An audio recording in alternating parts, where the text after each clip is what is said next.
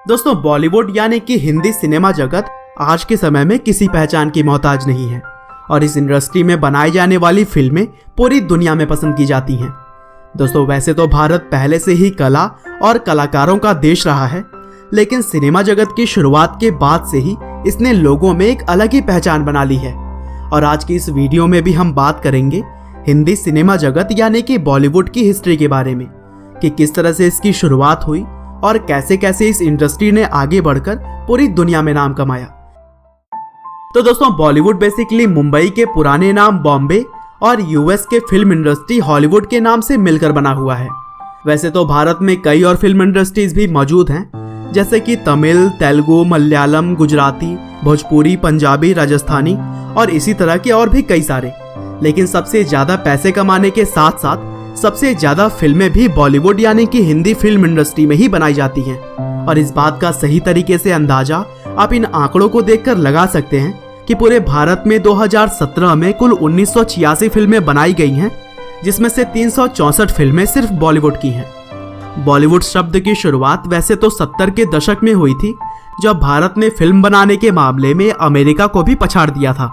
लेकिन यह तो एक तरह से नामकरण था, क्योंकि यहाँ से कई दशकों पहले ही भारतीय सिनेमा की शुरुआत हो चुकी थी, जब राजा हरिश्चंद्र नाम की पहली साइलेंट फिल्म 1913 में आई थी। और यह फिल्म ही भारत में बनाई गई पहली फुल लेंथ फीचर फिल्म थी। और फिर इस फिल्म के महज कुछ सालों बाद यानी कि 1930 तक भारतीय इंडस्ट्री हर साल लगभग 200 फिल्में बनाने लगी थी। हालांकि यह दौर चल रहा था साइलेंट फिल्मों का, लेकिन जल्द ही 1931 में भारत की पहली आवाज वाली फिल्म भी रिलीज की गई, जिसका नाम था आलम आरा। यह फिल्म एक बहुत ही बड़ी कॉमर्शियली सक्सेसफुल रही और इसकी सफलता के बाद से ही भारत में म्यूजिकल फिल्मों का एक नया दौर शुरू हो गया। और अब हिंदी फिल्मों के अलावा भी भारत के कई अलग अलग भाषाओं में फिल्में बननी शुरू हो गई थी। और फिर एक और बड़ी कामयाबी भारतीय फिल्म इंडस्ट्री को तब जाकर मिली, जब बॉलीवुड की पहली कलर फिल्म 1937 में कृष्ण कन्हैया बनाई गई। हालांकि इसके बाद से आने वाले कुछ सालों में भारत कई तरह के संकटों से जूझता हुआ दिखाई दिया, जैसे कि वर्ल्ड वॉर 2, स्वतंत्रता की लड़ाई और भारत पाकिस्तान का विभाजन। और इन्हीं सभी परेशानियों से भारतीय सिनेमा जगत इस दौर में ज्यादा प्रोग्रेस नहीं कर पाया। हालांकि कुछ लोग ऐसे भी थे जो कि उस वक्त बहुत सारे सामाजिक मुद्दों पर फिल्म लेकर आते रहे, लेकिन उन्हें भी ज्यादा सफलता यहाँ पर नहीं मिल सकी।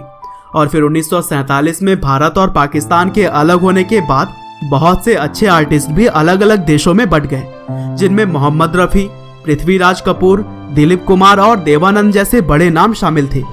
लेकिन भारत के आजाद हो जाने के बाद से 60 के दशक में बॉलीवुड की एक से बढ़कर एक शानदार फिल्में आती रही और इस दौर को बॉलीवुड का गोल्डन युग भी कहा जाता है। और दोस्तों, पहली बार 1957 में महबूब खान के द्वारा बनाई गई फिल्म मदर इंडिया को एकेडमी अवार्ड यानी कि ऑस्कर के बेस्ट फॉरेन लैंग्वेज फिल्म के लिए नॉमिनेट किया गया।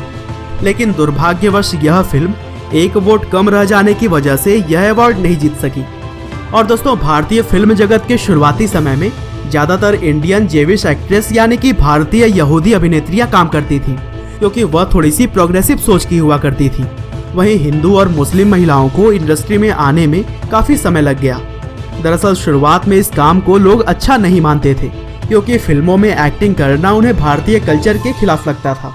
हालांकि समय के साथ साथ लोगों की सोच भी बदली और फिर समाज के हर वर्ग अपने टैलेंट को इस इंडस्ट्री में आजमाने लगे।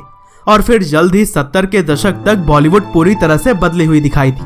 अब अंडरवर्ल्ड, रोमांस, एक्शन, कॉमेडी, हर तरह की सैकड़ों फिल्में बनाई जा रही थी और इस समय को बॉलीवुड फिल्मों का क्लासिकल दौर कहा जाता है।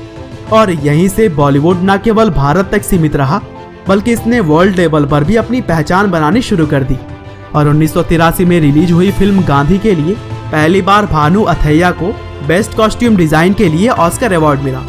और इस दौर में यश राज फिल्म्स, धर्मा प्रोडक्शन और विनोद चोपड़ा फिल्म्स की तरह ही कई सारे प्रोडक्शन हाउसेज ने बड़े बजट की फिल्में बनाई और उसको दुनिया भर में बड़े स्तर पर रिलीज भी किया। और फिर धीरे धीरे बॉलीवुड टेक्नोलॉजी से लेकर अपनी स्टोरी, एक्टिंग और हर क्षेत्र में एडवांस होने लगा। और फिलहाल भारतीय फिल्म इंडस्ट्री अपने सबसे अच्छे समय से गुजर रही है और यहाँ पर बनाई हुई फिल्मों को अब पूरी दुनिया के लोगों के द्वारा पसंद किया जा रहा है। और दोस्तों, हिंदी फिल्म जगत के इस सफलता में किसी एक व्यक्ति की नहीं, बल्कि पूरी फिल्म इंडस्ट्री की 100 साल से भी ज्यादा की मेहनत लगी है। उम्मीद करते हैं कि बॉलीवुड यानी कि हिंदी फिल्म इंडस्ट्री की यह कहानी आपको जरूर पसंद आई होगी। आपका बहुमूल्य समय देने के लिए बहुत बहुत धन्यवाद।